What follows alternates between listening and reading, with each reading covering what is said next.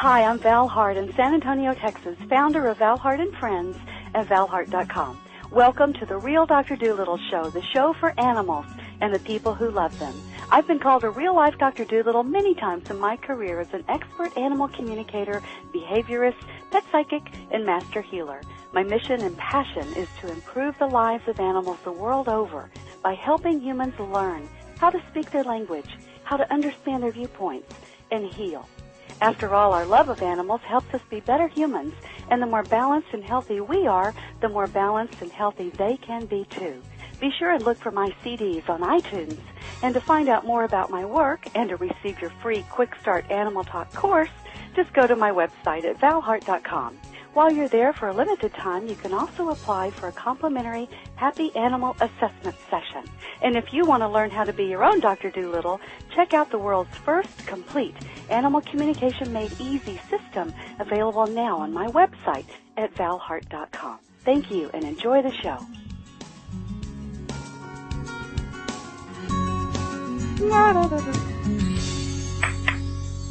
Hi, I'm Val Hart, the Real Dr. Doolittle, and today I'm talking with Robynn McCann. She's the author of a wonderful book called The Opal Within Us. It's all about stories of her amazing animals on their ranch. The stories are all personal experiences over their years.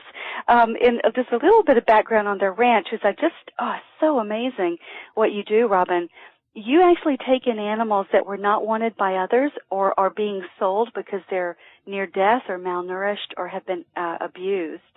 And you made a book out of their stories, and you're sharing their messages with us. So welcome. Thank you so much for being with me today. Well, thank you for having me. Yeah, one of the messages that you shared that really touched my heart is this, and it's from Reggie, and you'll have to tell us who Reggie is in just a minute. But the message is this. My message is the same as all in the animal kingdom. We are pure love. Treat us with love. Allow us to do our jobs, as we are all here to do a certain task. Believe that we can communicate. Believe that we are energy and we're here to make a difference.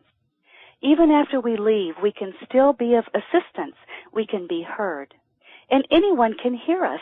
They just have to train themselves to be still, to be quiet, and to connect with the energy of the universe.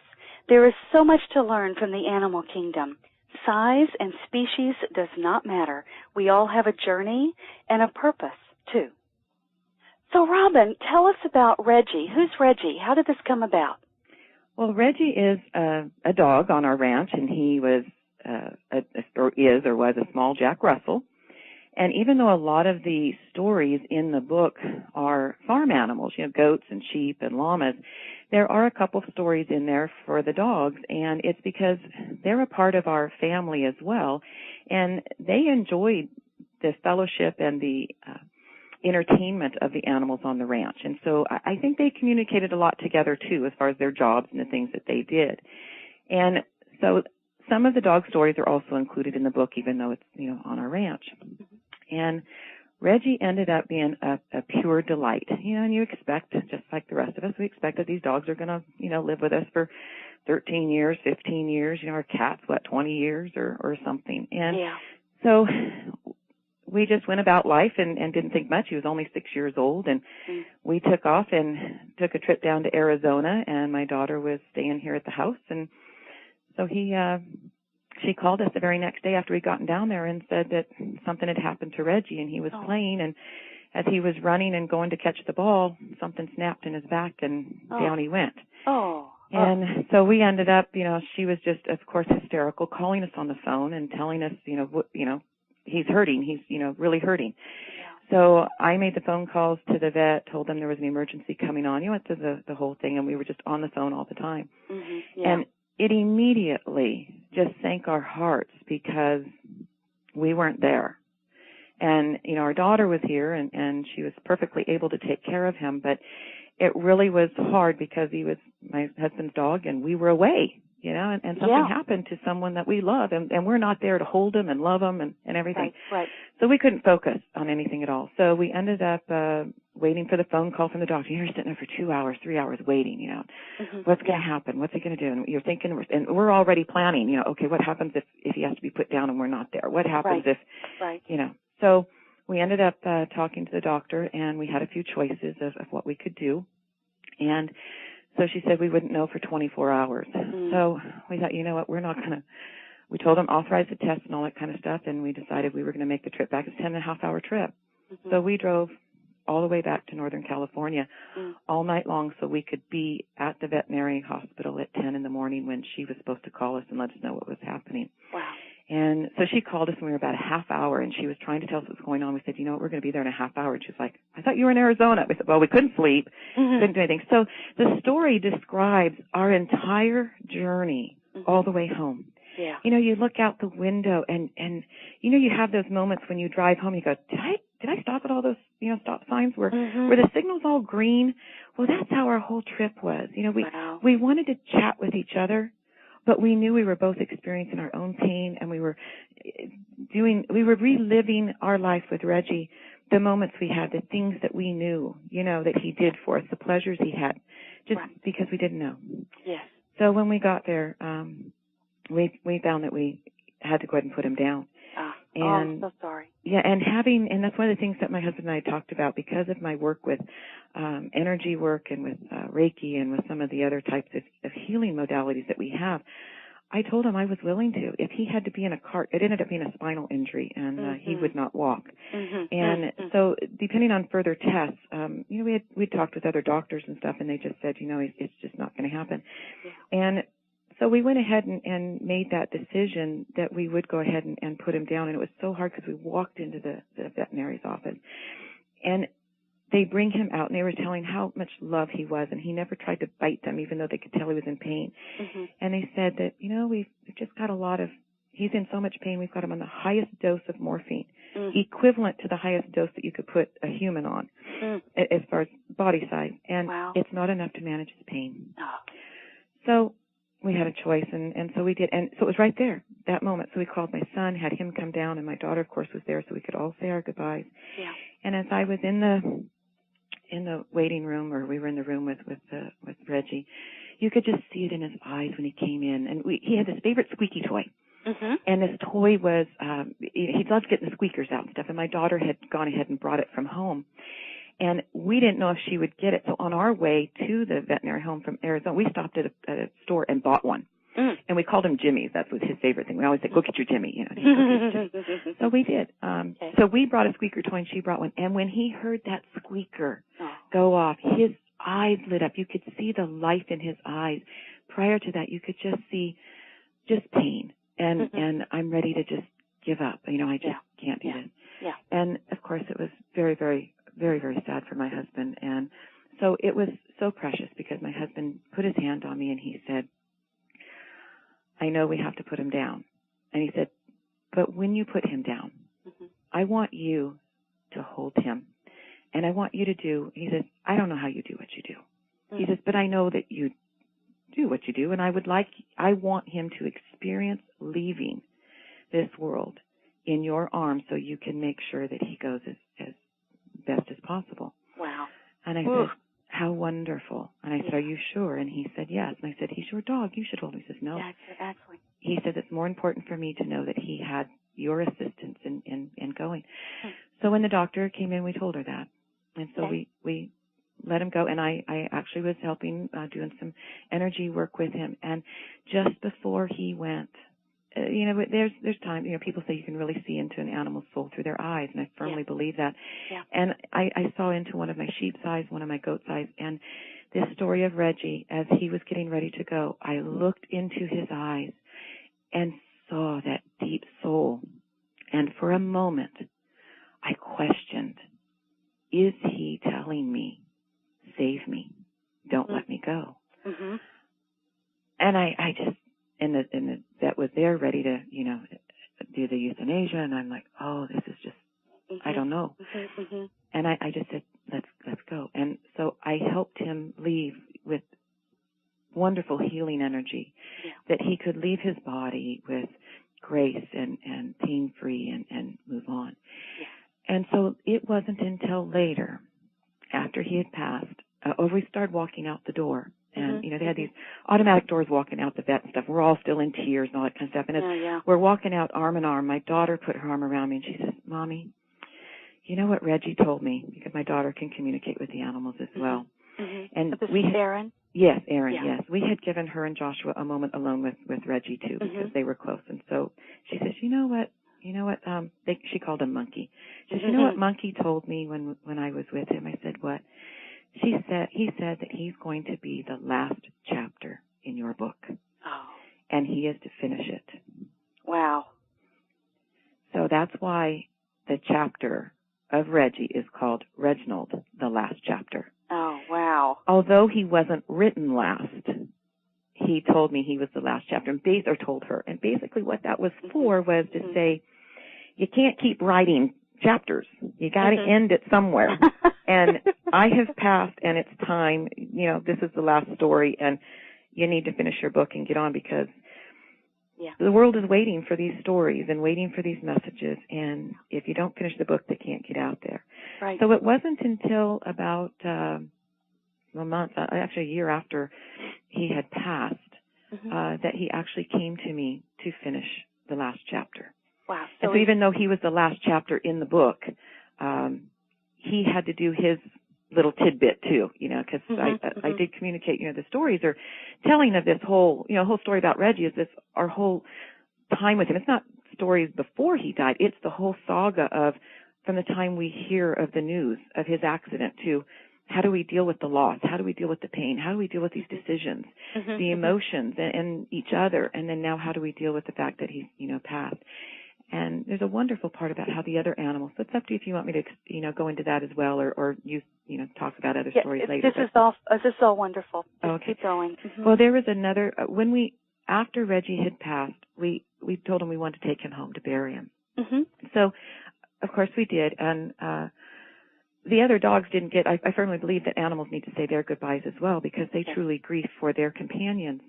And so we brought him home and laid him on the floor in the laundry room and brought in the lab and the Dalmatian and had them say their goodbyes. And it was truly remarkable to see the different way that these two other dogs grieved.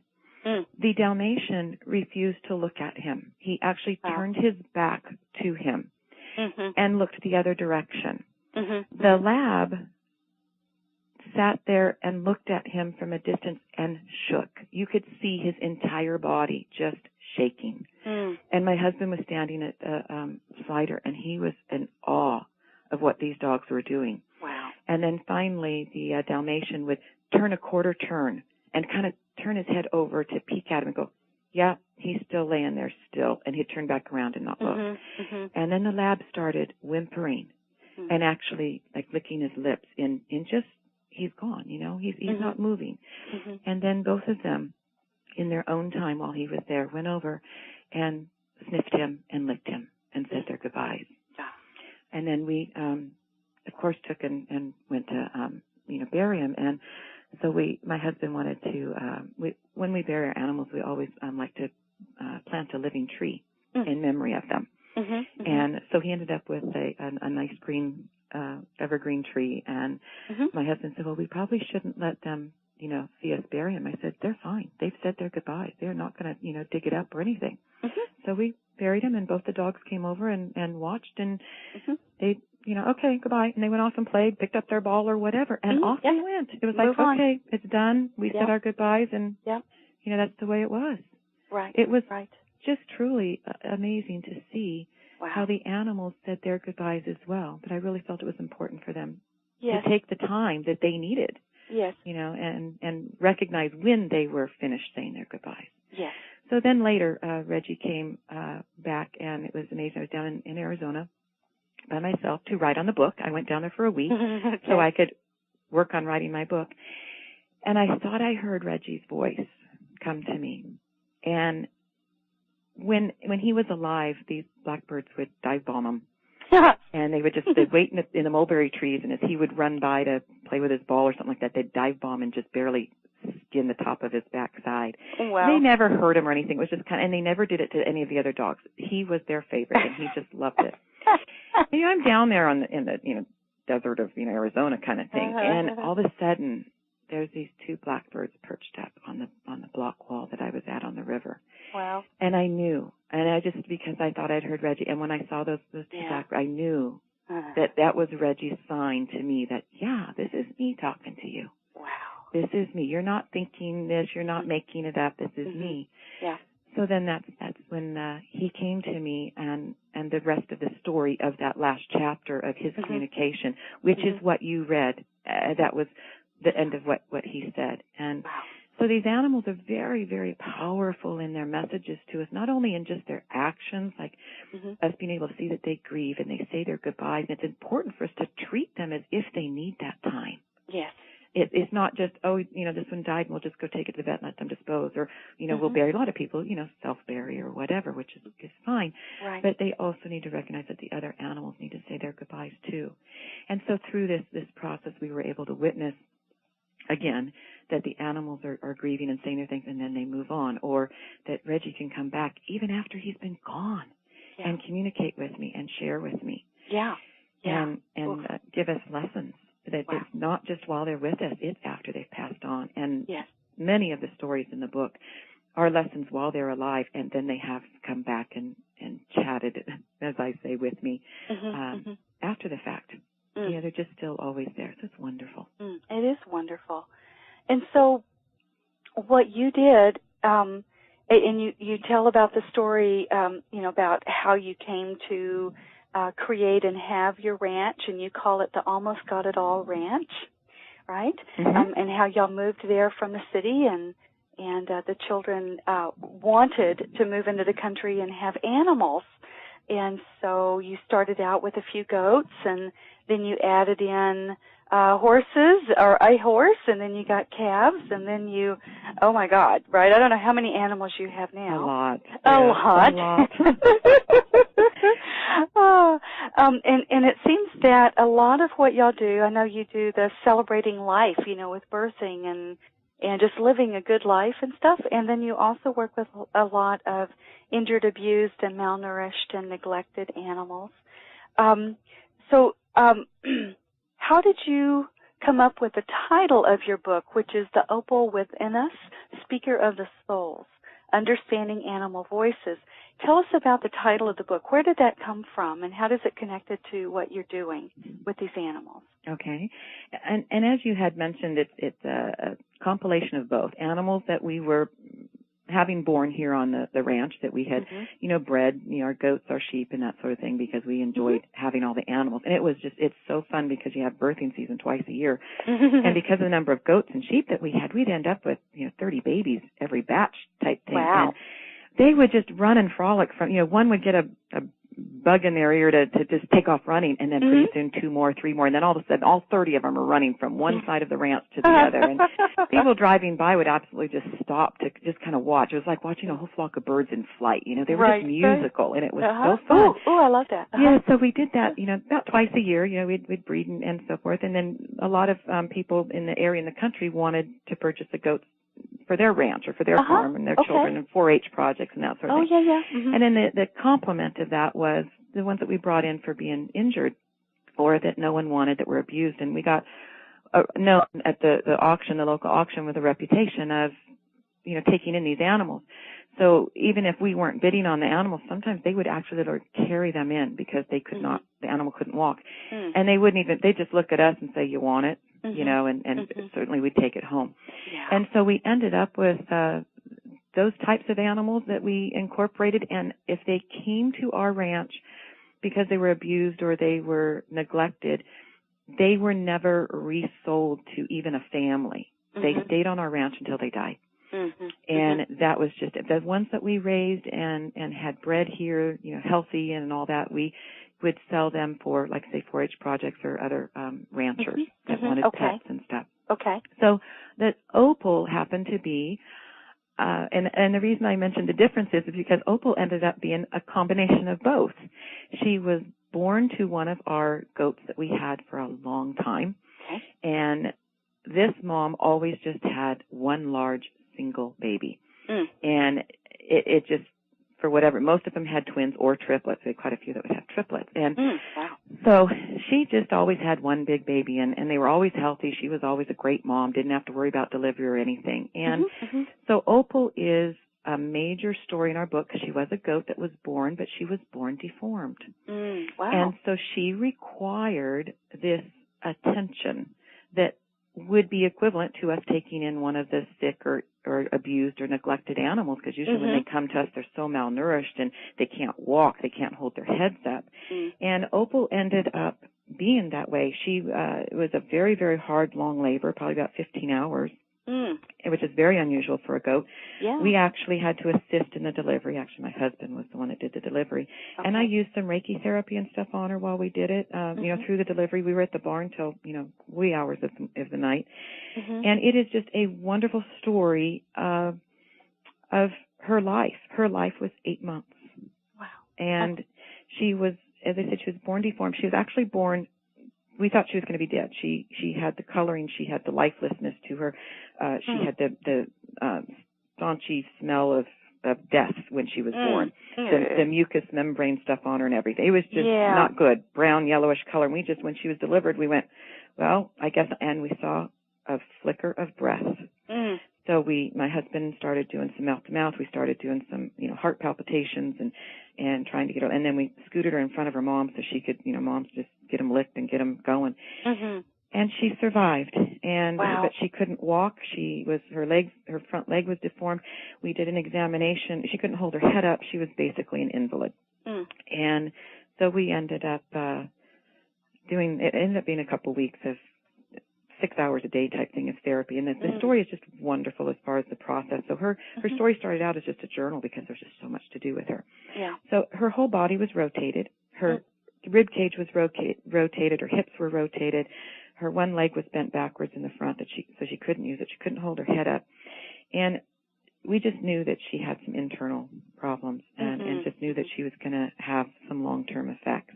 Yeah. We didn't know how long her life would be, but we knew it most likely wouldn't be a full-term, goat, a standard life. So Opal, the title, I was just given that title is the Opal within us. And the story that she was an awesome storyteller and example, because Opal didn't just give us one story. She gave us many stories. Okay. So it's really hard to choose which one is really Opal. So the Opal within us is her name, Opal. My daughter came down to the barn because we weren't even going to name her because we didn't think she was going to live.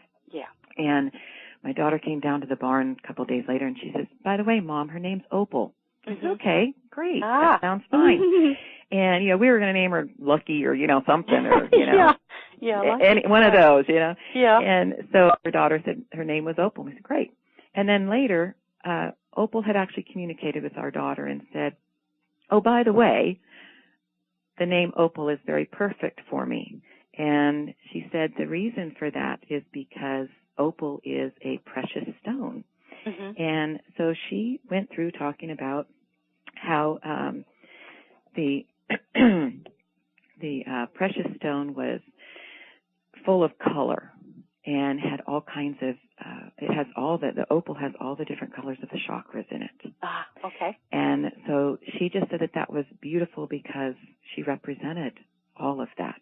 Wow. Okay. And she also she came to us with a purpose of telling us and showing us not to judge. So as I said, she came with many, many different stories and reasons for life. But the main one that we saw, and that's why it says the opal within us, so it's not just the precious stone, but when you really read her story, she was sent to show us how people judge too much based on physical appearance. Yeah. Because she had to use her head to help her walk. She had to use her nose when she first started. Her leg was bent back. She was very, she didn't look like a regular goat.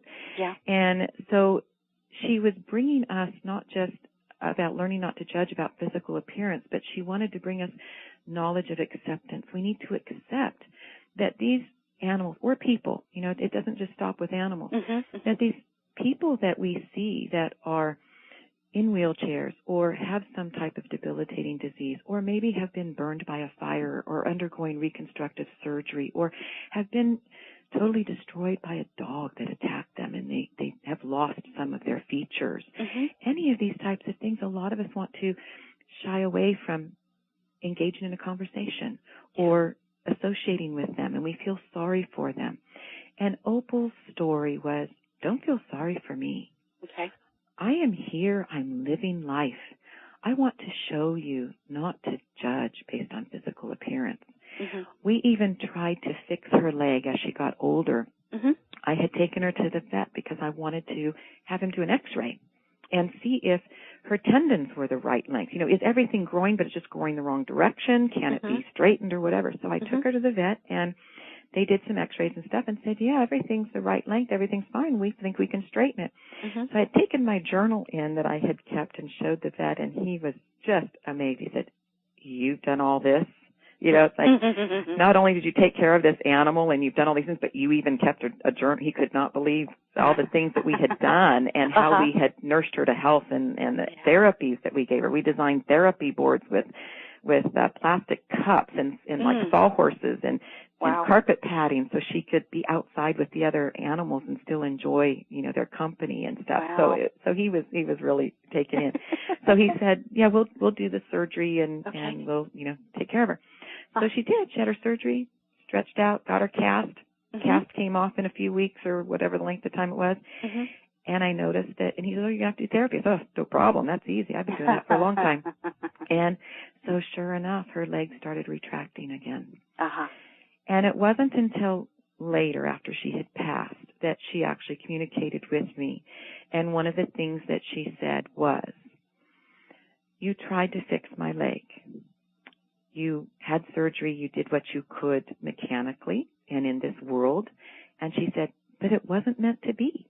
She said, I was meant to be that way so that every time you saw me, you would remember not to judge. Yeah. That's why I'm here. They have journeys. They have purposes. And she said, it's when we don't judge that we learn to accept. And so that's where the knowledge of acceptance in her lesson came in, is when you have knowledge of acceptance, you automatically don't judge. Yeah. And so the opal within us was also, you know, people think because they're confined to a wheelchair or because they can't, you know, they've lost their legs and they can't swim like others, or any kind of not out of, you know, whatever's not the norm, you know, you're just not like everybody else. She wanted us to know that that she still lived. Yeah. She said, I didn't get shortchanged with anything. This is my purpose and my journey, and I've accepted it, and I'm, you know, shouting it to the world. Yeah. This is how I want it to be. So her message was, even though I'm different physically, she wanted to be sure that we knew that she lived and she didn't miss out on anything. She teaches us that when we accept, we aren't judging.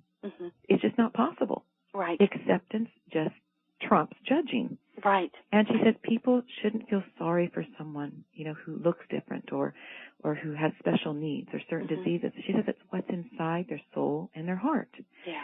And she explained that the acceptance pushes us past the judging, so we see them for who they really are. Yeah. And her purpose, she said, it wasn't to overcome my physical limitations, but my purpose rather was to teach others not to judge. And as long as we saw her limitations, we would think of acceptance, not judgment. And then there was also lessons from her mother. So not only was it just Opal, but Opal's mother, Olga, it sounds kind of confusing, Olga and Opal, but she taught us about accepting and not judging as well, about the judging and not accepting, or accepting and not judging. Most moms, you know, would have abandoned their babies. If they can't get up and run and, you know, get out of danger or keep up with the crowd, they get left behind. And Olga wouldn't do that. She stayed with that baby in the barn. She wouldn't go feed with the others or graze. And Opal couldn't walk. She couldn't go anywhere. And so Olga, I'd bring her food to her and she'd eat right there, and she never strayed. She was just the most dedicated mom. She ate with her baby. She stood there, laid there for hours. And so Olga taught us, that we have to stay by their side, whether it's the animal or whether it's our child or whether it's our parent or, the person that is in need physically or in need emotionally. Don't judge, accept, and then stay by their side. Even if they can't do the things that you can do, they need to know that you support them and that you're not going to just cast them aside. We have to give them that support and not feel sorry for them, accept them and welcome them. And so that was, the support that her mother, the lesson that she taught us too. I mean, she could have easily just wandered off and left, and said goodbye, figure it out. Yeah, most animal mothers do. If there's something wrong with the baby, they know it's not viable and it's a danger and it's, and they take action. So, they wow, do. That's amazing. There's something else that, I don't know, I can do a quote out of the book. It's really, quick. I know you had read the one about Reggie, but it's right along with Opal as to also one of the things that, so for the Opal within us, though, as far as the title, it comes back to she wants us to realize that within us, all of us have the ability to accept and not judge. And when we do that in our heart and in our soul, then that's when we realize that we have made a difference. Yes. And so I wanted to read this because I found this too, and it helps us. I mean, so not only is there the story about acceptance and not judgment, like I said, she has many different things that she teaches us. Because she was so physically deformed and couldn't function like normal goats, she had to do things differently. So what I wrote in the book was, as I looked back on the days since her birth, I realized that Opal made major progress because she focused each day on just that day. What can I do today? What can I manage? What can I learn? What can I practice? By focusing on just one thing, she was now walking. She figured out a pattern that worked and wasn't worried about whether she was going the right direction or doing it right. As a matter of fact, when she first started walking, she walked backwards. Her first steps were backwards. She was pushing with her nose. She didn't have the other front leg to use, so she figured out, I got to go somewhere. And she would be so excited. Like I'd come home from work, and I'd go to the barn, and she was just like the toddler that just figured out how to, do something, how to, open up a lid or how to open up a cupboard or something. She was so excited. She just, wagging that tail and wiggling her back end and just like, Mom, look at me. And I came home and she just all of a sudden just started showing me, and she walked backwards. I'm like, oh my goodness. And I didn't care she walked backwards. She was walking. I was like, oh, I don't have to pick you up and carry you anymore. You can move. You can go places. This is like, wow, it was amazing. And so that was what I was referring to, is she didn't care that she was walking in the right direction or that she was going forward or backward. She was walking. Wow. And so that's part of the lesson that she gives to us is just do something. Don't worry about, is it right? Is it the right direction? Makes a thing. So then she continued where she said she didn't care if she was in the right direction. She was doing it right. She knew she was moving. Yes. And then in her communication, Opal had communicated with my daughter and said that she would dream walk. Ooh. And she said I would practice it outside my own body. She would watch all the other animals. She'd watch how they walk. She'd watch how they run. She'd watch how and then she would take that into herself and do it in her dreams. And that's how she taught herself how to walk and how to do these things. Wow. And so so she says, I didn't lay around or sulk or wish. She planned and then acted. She's a true example of living in the present moment.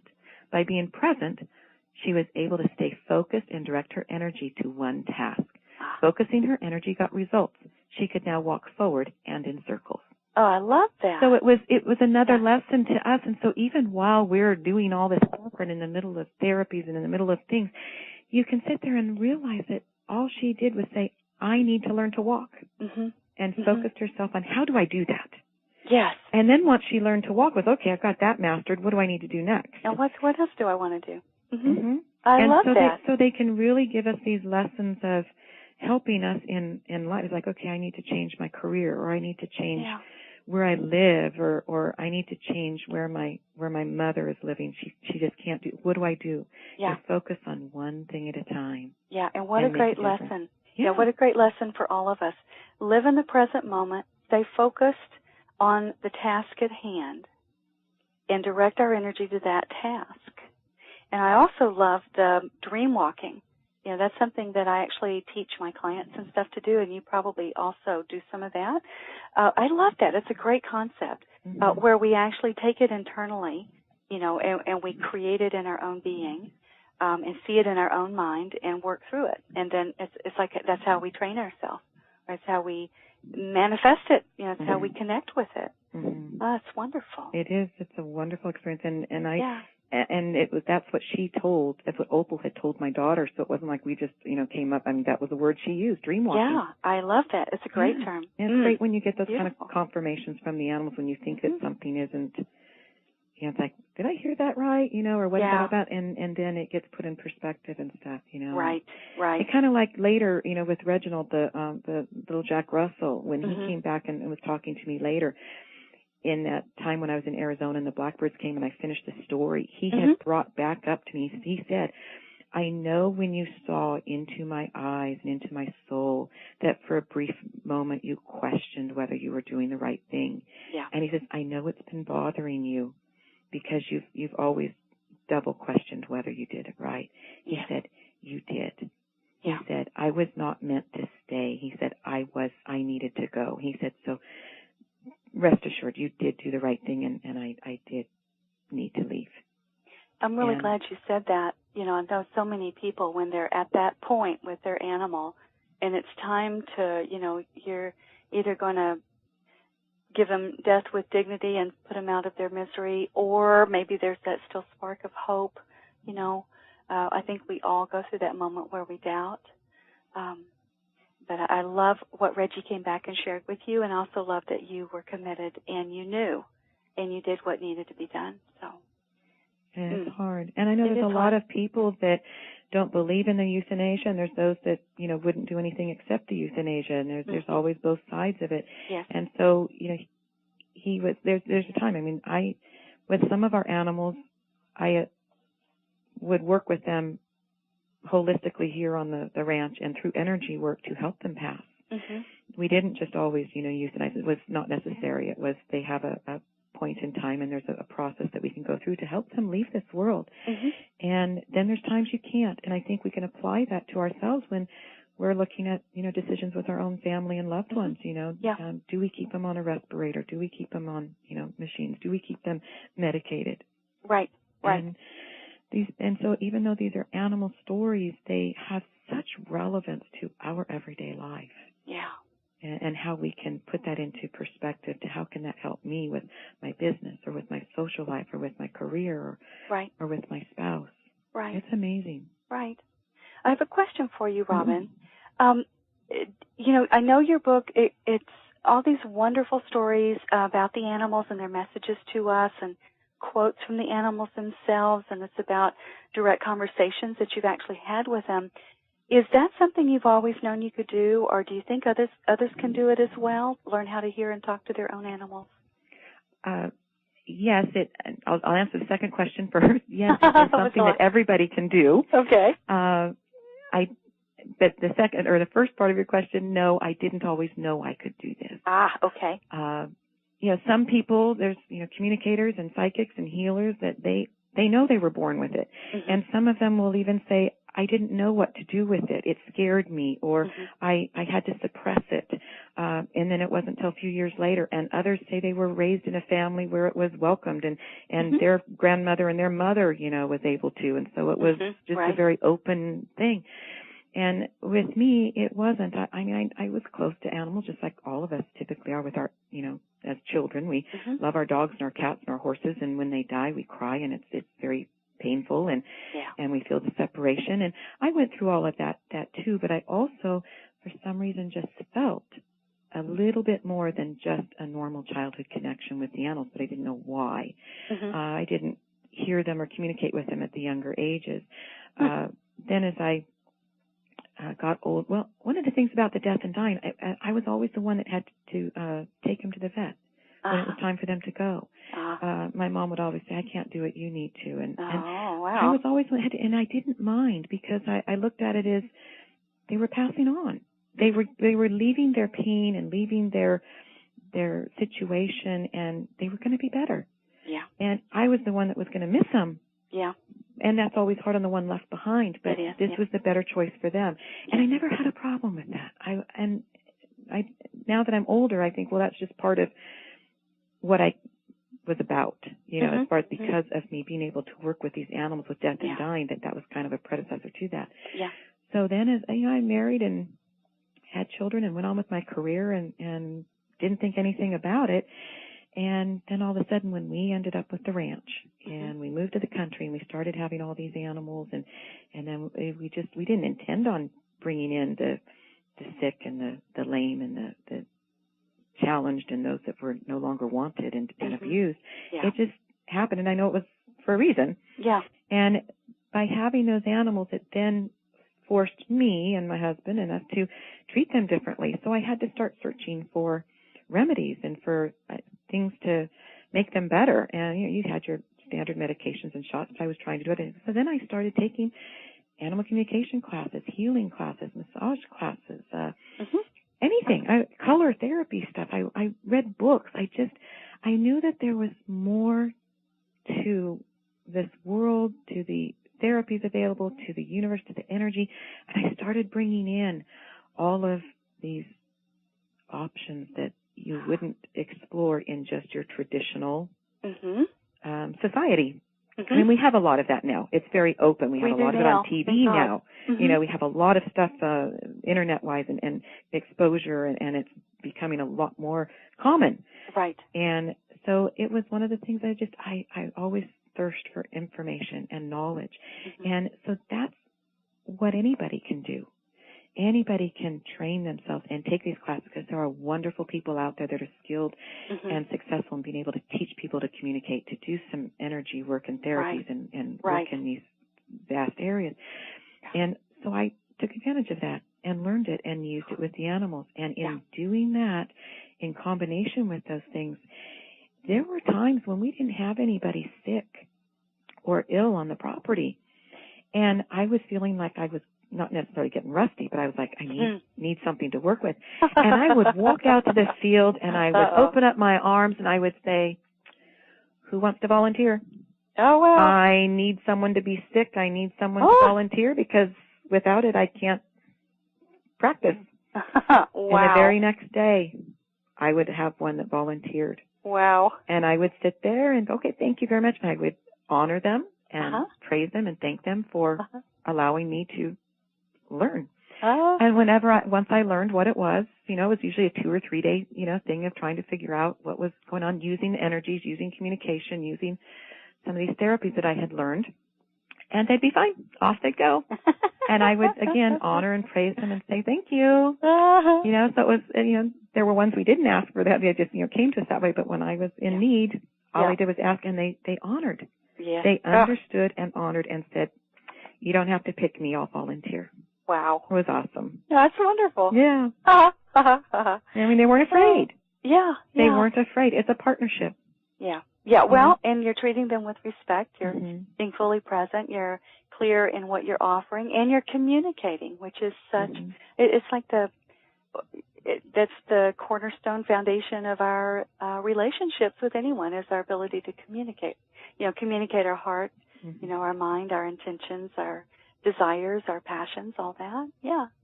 And it just takes time, and anybody can learn. I mean, there are plenty of times I'd sit in animal communication class. And, I was trying to learn, and I'd sit there, and there'd be 7 or 8 of us, and the instructor would say, okay, we're going to, focus on this and concentrate on this, bird or this dog or whatever, and we all need to see what they're telling us. Right, right. And I go, oh, this is not going to work, I just can't, I just don't think I'm going to get anything, and sure enough, the time had lapsed. Okay, let's see what everybody got. And, Mary got this, and Sue got that, and they're just telling, they get to me, I think, I didn't get anything. And I was just so disappointed because I thought, why am I not getting this? What's my mental block here, or whatever? All these other people got something, so it must work, but not with me. And it took me, many times to realize that I'm not one, and to this day I can't, and I don't know if it's going to change later, but I hear them.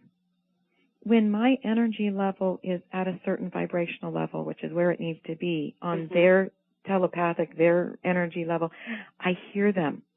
And I recognize their voice, and I just know that they're there. Yeah, you know. Exactly. I cannot, to this day, go walk out in my yard or go see someone else's cat or dog and tell them what that animal is saying.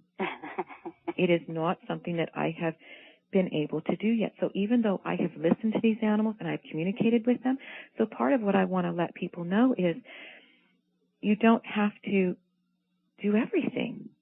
Yeah. You know, that you don't have to feel that, because I struggled with it for a long time. It's like, how can I sit here and write a book? How can I hear all these animals? But I can't walk out to someone else's yard and they can say, you know, I'm having problems with my animal. You know, they're not, you know, doing this or that. What do I do? It's like, I don't know. And for the longest time I struggled with that. How can I say that I communicate with animals and not be able to tell someone what's wrong with the animal? But that's not my purpose. My purpose is a totally different purpose. Maybe later, you know, maybe a year from now, 5 years from now, I will, you know, experience that and grow. But I can hear them. And once they tune in and connect with me, then I can communicate back and forth. Well, we have these wonderful conversations in my book. They talk to me, I talk back. But it's not the same as someone that is a animal communicator that can actually, you know, just do this over the phone. There's many of them that can. And well, you know, that's actually what I do. And I teach people, I teach students how to communicate, and this is actually one of the things that a lot of students really struggle with. You know, it comes in at certain times, and they really have to learn how they receive, you know, and then how the art of the conversation and how to connect with other animals. And you know, that's one of the things I work with my advanced students as well. So, you know, you're in good company, and the truth is that you do communicate. You are connected. You do receive information. And sometimes it doesn't come when you want it to. Sometimes it simply comes when it's time. Oh, absolutely. You know, and when you're connected. In several of the stories, I'm driving my car. And one of the stories was I'm driving my car and I have my radio on smooth jazz, and all of a sudden my German shorthair chimes in. Right. Exactly. And it's like, where'd that come from? so that's the thing. I had to get over the fact that I don't need to be at that particular point where I can just initiate a communication with an animal anytime I want. So part of my message to people is don't give up. You know, don't feel that because you want to do a certain thing, whether it's communicating with animals or whether it's being a educator for something else, or whether it's, you know, specializing in whatever any you form. choose to do. Realize that it is an ongoing process, and that whatever level you're at, whatever gets, honor them, respect them, welcome them, thank them. And so I am so thankful for the types of communications I have with my animals. I mean, my llamas chime in all the time. I was on a walk. One of the stories, it was so comical when you're talking about how you do this.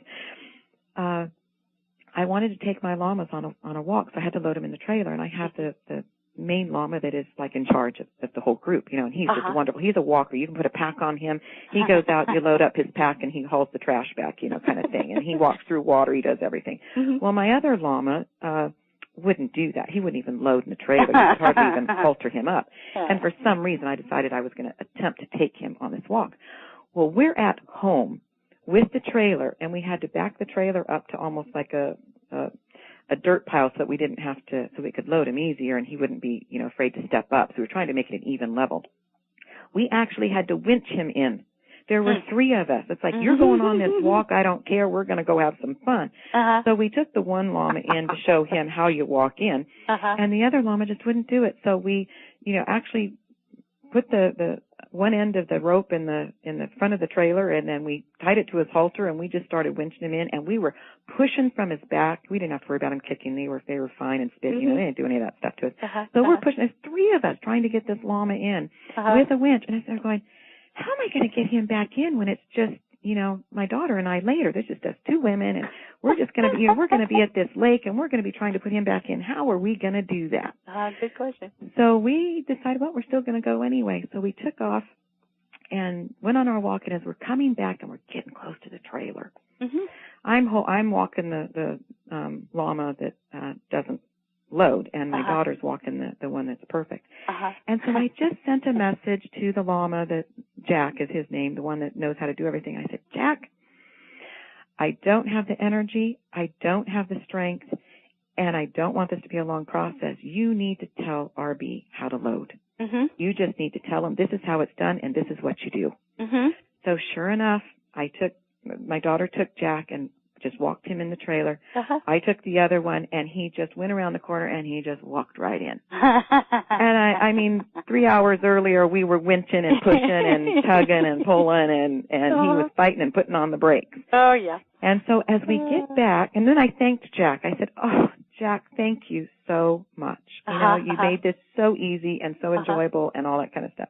Yeah. We get back, unload him, put the trailer away, and so we're walking through the field. All of a sudden, I hear the other llama, RB. He says, by the way, next time you want to tell me something, don't go through someone else. Just tell me direct. He says, I would have listened. He says, I can hear you. I know what you're saying. He says, so next time, don't tell Jack to tell me. Just tell me. And he says, by the way, thanks for the walk.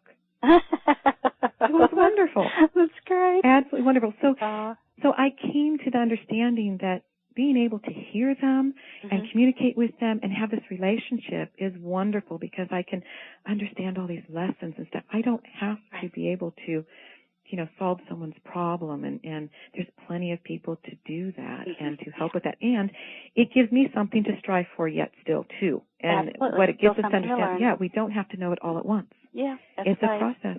That's the process. Yeah, and so that's my next goal, is not to do it the next week or whatever, but that's one of the things I still need to train myself because as you're asking, can everybody do this?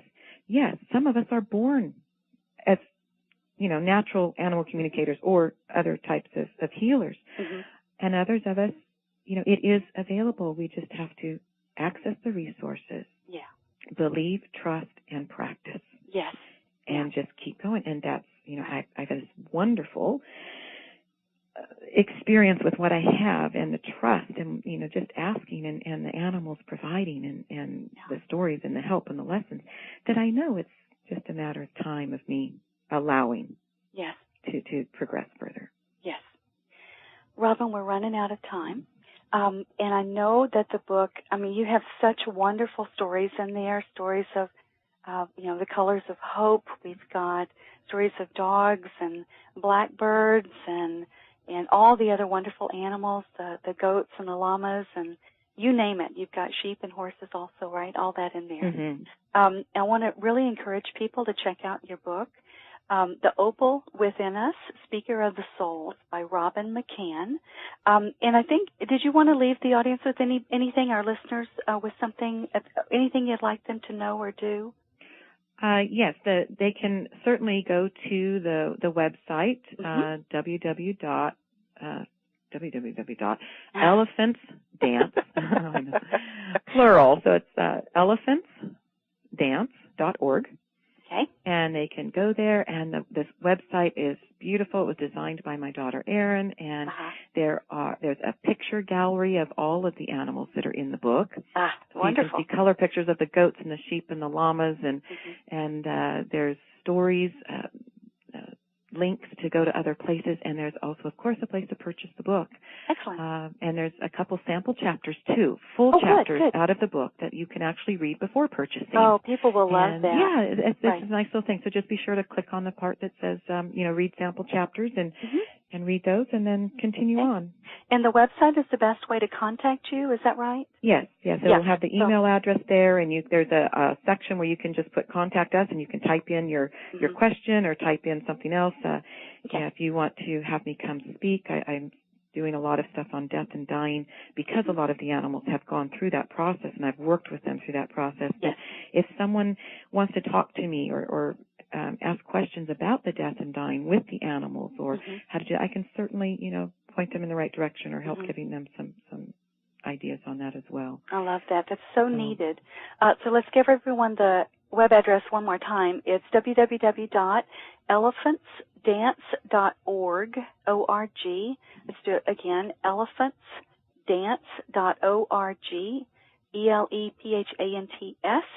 elephantsdance.org. I hope everyone goes there and checks it out and picks up a copy of this wonderful book. You won't regret it. It's so sweet. It'll touch your heart.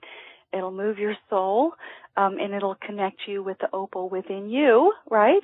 Mm-hmm. I know I feel very touched and very moved by what you're doing, and I appreciate all your hard work. I think you had one more quote from Opal, and now that we know who she was, this will make more sense to us, I think. Do you want to share that with us before we call it a day? Sure. Go ahead. Opal said that she wanted to make sure that we knew that there is love between friends, human and animal. To us, we are one. We live in a kingdom where hope, grace, unity, and love surround us each day. She passed on these elements of forgiveness, faith, guidance, trust, and the uniqueness that one's heart and soul makes the physical body healthy. She said, my time was short but well lived, and yes, with my physical difference, I lived. I truly lived, and I am still living within you. You gave me the ability and strength to live, to teach, to share with you as a healer. We in turn heal ourselves. It is now my turn to heal you. Remember, it's my purpose to be present with you as you journey on and complete your purpose. Oh, I love that. Yeah. Beautiful. Yeah. Thank you, Robynn. You're very welcome. Thank you, Val. It's been all right. A pleasure. Wonderful. Yeah, thank you so much. I've enjoyed it so much. And again, everybody go to elephantsdance.org. And by the way, your book is also on Amazon. I forgot to mention that. Well, thank you, and I'll catch up with you later. I'd like to find out more about what you're up to. So okay. Please, thank you. Bye.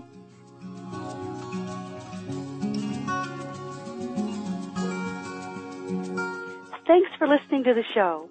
For more information or to listen to other podcasts, go to valhart.com/blog. And if you're someone who values a non-invasive, holistic solution to resolving problems with your dogs, cats, and horses, and you want better behaved, healthier, and happier animals, just go to my website at valhart.com to apply for a complimentary Happy Animal Assessment session. And be sure and remember to look for my CDs on iTunes. Learning how to talk with animals is fun and will change your life. So while you're there at my site, get my free Quick Start Animal Talk course and check out the world's first complete Animal Communication Made Easy system.